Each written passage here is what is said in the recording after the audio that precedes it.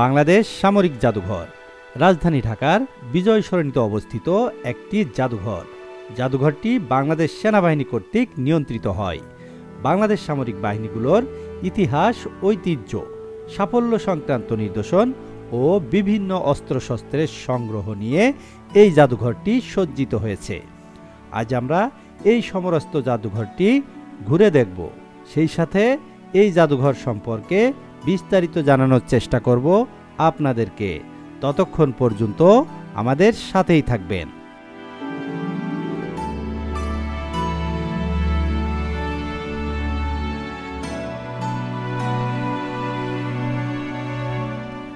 আমরা এখন অবস্থান করছি এই জাদুঘরটির সম্মুখে। চলুন এই জাদুঘরে প্রবেশ সম্পর্কে কিছু তথ্য জেনে নেওয়া যাক। প্রতিদিন 2টা শিফটে এই জাদুঘরটি খোলা থাকে, সকাল 10টা থেকে দুপুর 1টা পর্যন্ত, বুধবার এবং শুক্রবার বাদে। আবার বিকাল 3টা থেকে 6টা পর্যন্ত, শুধুমাত্র বুধবার বাদে। সাপ্তাহিক ছুটি বুধবার। বাংলাদেশ সামরিক জাদুঘরে প্রবেশের জন্য জনপ্রতি টিকিট 100 টাকা নির্ধারিত হয়েছে। তবে 5 বছরের কম বয়সী শিশুরা বিনামূল্যে প্রবেশ করতে পারবে। সার্কভুক্ত দেশের পর্যটকদের জন্য টিকিট মূল্য 300 টাকা, আর অন্যান্য দেশের দর্শনার্থীদের জন্য জনপ্রতি 500 টাকা নির্ধারিত।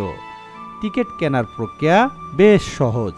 আপনি চাইলে সরাসরি জাদুঘরে এসে টিকিট সংগ্রহ করতে পারেন। আবার অনলাইনে কেনার ব্যবস্থা রয়েছে, যা ভ্রমণ পরিকল্পনাকে আরও সহজ করে দেয়।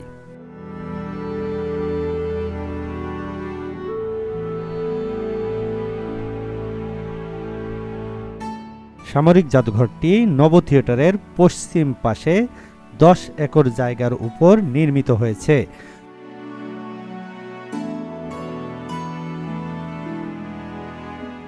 2016 সালে 276 কোটি টাকা ব্যয়ে এই প্রকল্পটি প্রস্তুত করা হয়। 2022 সালে সেনাবাহিনীর নিয়ন্ত্রণে সামরিক জাদুঘরের উদ্বোধন করে টিকিটের মাধ্যমে সাধারণ দর্শনার্থীদের জন্য খুলে দেওয়া হয়।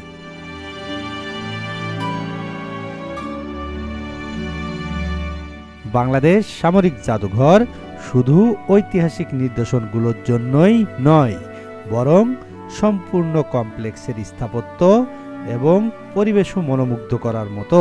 প্রবেশ পথেই ঝর্ণার ঝিলিক, সবুজ উদ্যান আর শৈল্পিক স্থাপত্য একসাথে মিলে জাদুঘরটি প্রদর্শনী স্থান হিসাবে বেশ জনপ্রিয়।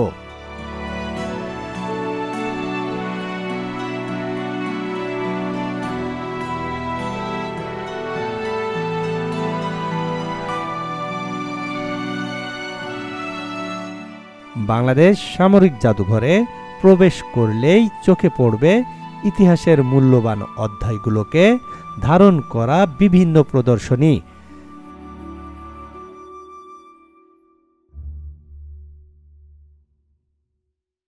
জাদুঘরটিতে 3 বাহিনীর জন্য নির্ধারিত গ্যালারি সহ 6টি পৃথক অংশ রয়েছে।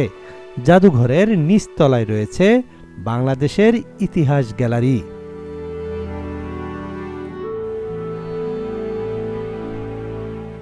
এখানে প্রাচীন অটোম্যান সাম্রাজ্যের যুদ্ধের সরঞ্জাম, ঢাল তলোয়ার থেকে শুরু করে পলাশী যুদ্ধের নবাব সিরাজউদ্দৌলার সাহসিক লড়াইয়ের কাহিনী এখানে জীবন্ত হয়ে উঠেছে।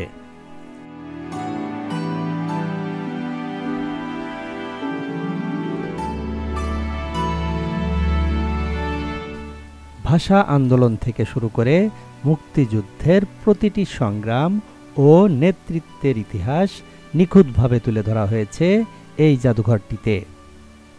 প্রতিটি প্রদর্শনী যেন দেশের গৌরবময় ইতিহাসের এক একটি জীবন্ত স্বাক্ষর, যা দর্শকদের সামরিক ইতিহাসের মহিমা অনুভব করতে সহায়তা করে।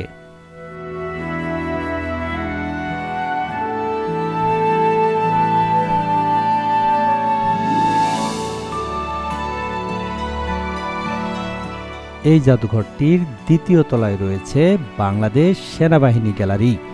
1971 সালে মুক্তিযুদ্ধের সময় সেনাবাহিনীর কমান্ডারদের অস্ত্রশস্ত্র, গোলাবারুদ, কামান, অ্যান্টি এয়ারক্রাফট গান এবং যোগাযোগের জন্য বিভিন্ন যানবাহন এই গ্যালারিতে সংরক্ষিত রয়েছে। মুক্তিযুদ্ধের পর তৎকালীন পাকিস্তান সেনাবাহিনীর কাছ থেকে উদ্ধার হওয়া বিভিন্ন যানবাহন এবং অস্ত্রশস্ত্র এখানে সংরক্ষিত রয়েছে।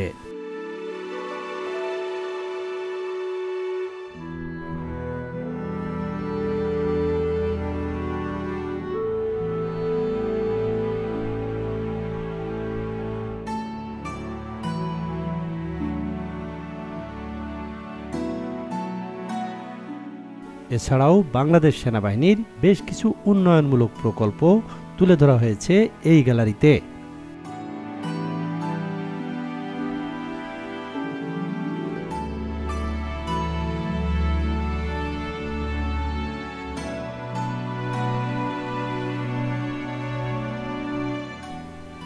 জাদুঘরটির তৃতীয় তলায় রয়েছে বাংলাদেশ বিমান বাহিনী গ্যালারি, যেখানে রাখা যুদ্ধ বিমান ও হেলিকপ্টারের মডেল যেন আকাশে ভেসে বেড়ানোর অনুভূতি এনে দেয়। প্রতিটি মডেলের সঙ্গে বিমানগুলো ব্যবহারের সময়কাল ও মিশনের বিবরণ দেওয়া হয়েছে। বিশেষ করে মুক্তিযুদ্ধে ব্যবহৃত বিমানগুলোর মডেল আপনাকে গর্বিত করবে। মডেলগুলো নিখুঁতভাবে তৈরি করা, যা শিশু এবং বড়দের মুগ্ধ করবে।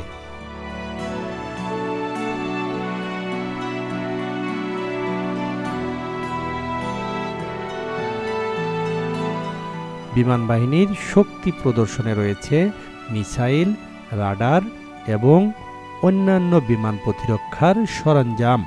এগুলো ব্যবহারের পদ্ধতি এবং কৌশল ব্যাখ্যা করা হয়েছে। মুক্তিযুদ্ধ থেকে শুরু করে বর্তমান সময়ের উন্নত প্রযুক্তির প্রতিরক্ষা ব্যবস্থা এখানে তুলে ধরা হয়েছে। দর্শকরা এইগুলো দেখে দেশের আকাশসীমা সুরক্ষার গুরুত্ব বুঝতে পারবেন।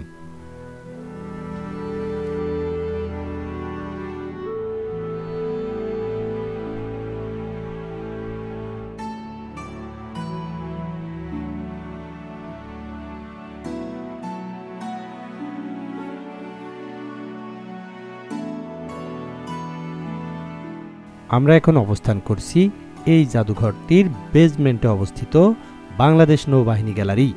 এখানে বাংলাদেশ নৌবাহিনীর সমুদ্র সীমানা রক্ষার যাবতীয় কার্যক্রম তুলে ধরা হয়েছে বাস্তবিক রূপে। এছাড়াও সাবমেরিন জাহাজ সমুদ্র তলদেশে কিভাবে চলাচল করে তারও বাস্তবিক রূপ তুলে ধরা হয়েছে এই গ্যালারিতে, যেখানে প্রবেশ করলেই আপনি সমুদ্রের তলদেশের ফিল অনুভব করবেন। রয়েছে ভার্চুয়াল ফিশ অ্যাকুয়ারিয়ামও। বাচ্চাদের এবং বড়দের সকলের কাছেই নৌবাহিনী গ্যালারি সব থেকে জনপ্রিয়। তো বন্ধুরা, এই ছিল আমাদের আজকের আয়োজন। পরবর্তীতে অন্য কোনো দর্শনীয় স্থানের সৌন্দর্য তুলে ধরব আপনাদের মাঝে। ভালো থাকবেন, সুস্থ থাকবেন। আল্লাহ হাফেজ।